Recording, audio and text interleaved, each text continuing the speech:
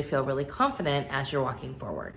So when we talk in Waldorf, like if you're new to Waldorf, and maybe even if you're new to Waldorf Essentials, when we talk about like what is a block, so you might have in first grade, you might have say 2 or 3 blocks of letter introductions and fairy tales. In second grade, you might have 2 or 3 blocks of fables, probably usually 2. 2 blocks of saints, that kind of thing. So when we discuss a block, that doesn't mean you can't interrupt it with something like a festival. So for instance, in first grade, you might have a block that is all of the consonants, which we like to do it that way because then you have a child that's reading by the time you're done. But you might, after 2 or 3 weeks, stick Michaelmas in there or put a different festival where it belongs in your calendar. So I want you to feel like you can move those pieces around. Now, when you're planning those pieces and you're on this block plan page in your Planning for Peace journal, you're going to put everything out like it was one block. So even if you have, say, 2 blocks of man and animal for 4th grade or 2 blocks of saints for 2nd grade, that kind of thing, you're going to put all of the pieces in that plan that you're going to need for the whole block. So if you're going to do field trips, but it's not till the end of the 2nd block, still put it in here.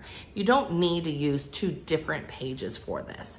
I like to do it this way because it really then allows me to sort of look at all of the materials that I needed, all of the places I might want to go. And it also really keeps it from feeling fragmented. I can make sure that everything is in one place for that block.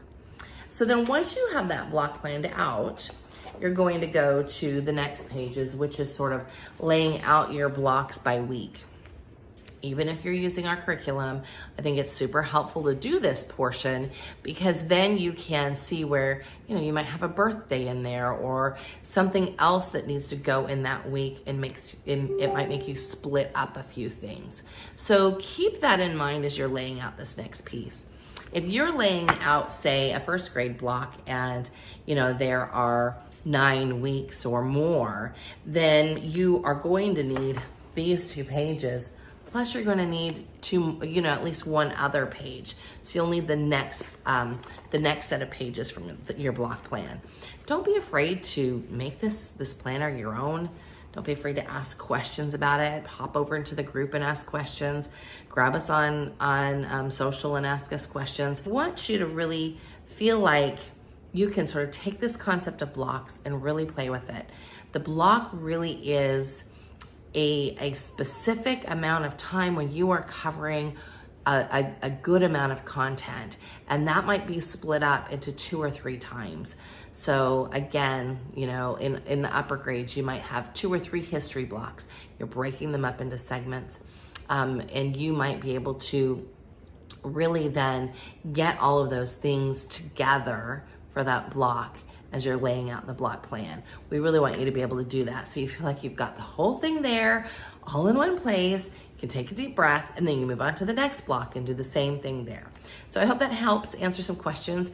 If you've still got questions after watching this, please come to the live sessions. We're super excited to have you there and excited to be planning right alongside with you while we're doing that. So I'll be doing my planning for my child as we're going through.